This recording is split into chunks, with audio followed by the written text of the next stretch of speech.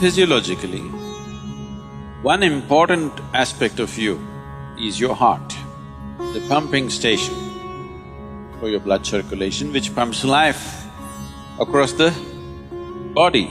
If this one thing doesn't happen, nothing happens. This starts from left side.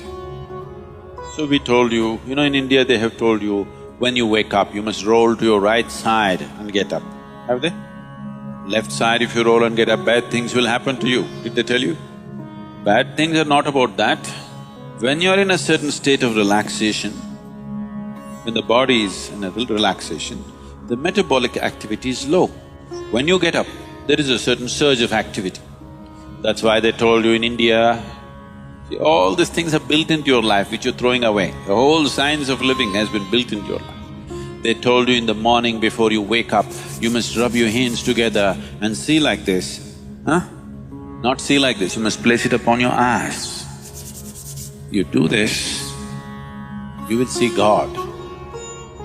It's not about seeing God. If you rub these two things together, all the nerve endings, there's a heavy concentration of nerve endings in your hands. If you do this, the system comes awake immediately. You're feeling asleep, you're feeling sleepy, just do this and see. Everything comes awake. So morning before you move your body, you get it awake first and then place it upon your eyes. Instantly a whole range of nerves connected with your eyes and the other aspect of your senses come awake. Before you move your body and your brain should be active. You shouldn't get up dumb, that's the idea. Understand? So you do that and then roll over to your right and get up.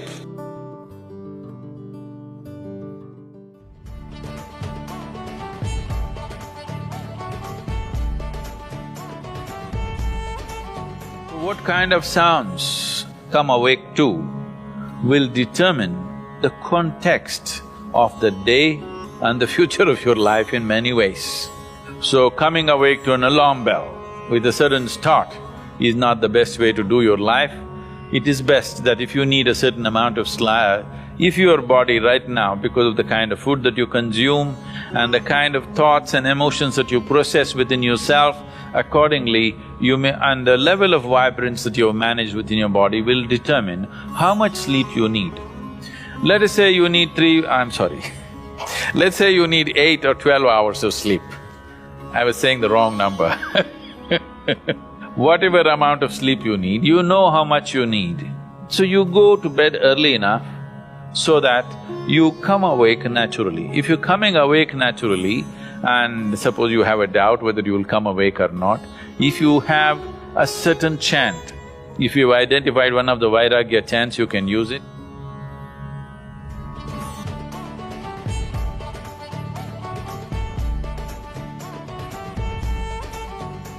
Many problems that human beings are suffering is simply because we have lost that awareness as to how to be in sync with the many forces. If you become in rhythm with life, you will also wake up somewhere after 3 a.m. At that time, if you sit up and do whatever process you have been initiated for, it will bear maximum fruit.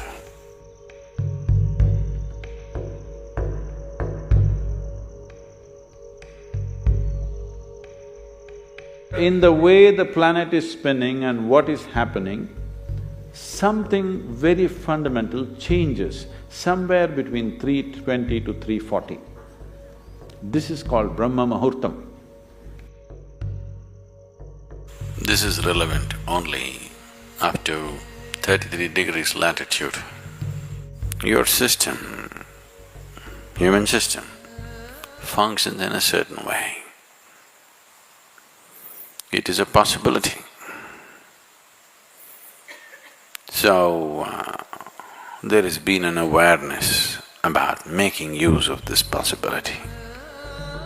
Your life is a product of many things that we call as the universe, many things that we call as existence.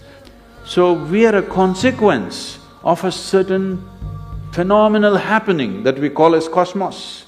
We are not an individual existence.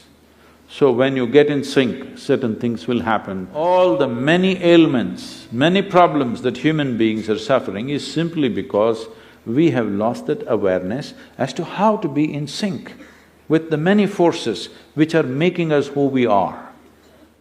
So yoga is to bring that sync so that you are in rhythm with life. If you become in rhythm with life, you will also wake up somewhere just after 3 a.m.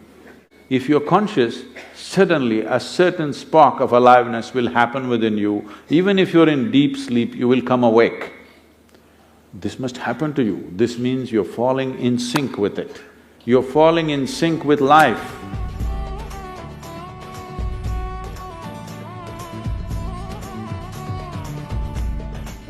Today, if all of us go to bed, by tomorrow morning, nearly 250,000 people won't wake up. Natural death in the world. Suppose you wake up tomorrow, you guaranteed? Have you come with a guarantee card? No guarantee card. So suppose you wake up, let's say. Just do this much, I'm telling you, this is a simple first step to your spiritual process. Tomorrow morning, when you come awake, check, you really awake or you dead?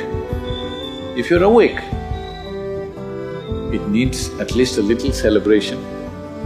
You don't have to get up and dance, at least you can smile, still on. 250,000 people died. They were like you and me, poof, they went off, isn't it? Wherever you look, they're not there. Here I am still, alive. One big smile, will you? I'm talking management. Then if 250,000 people died, at least 3 to 5 million people lost somebody who's dear to them. You check those 3, 4, 5 people who matter to you, all of them alive today. One more big smile, hello? Will you or not? Alive. If suppose right now, we put a gun to your head, will you think it's a relief? No. You'll be terrorized, isn't it? So that's how precious it is to be alive, isn't it so? That's how precious it is for you to be alive. So tomorrow morning, 250,000 people died overnight, but you're still alive, does it not at least deserve a big smile, I'm asking you? And all the people who matter to you are all alive today. One more big smile?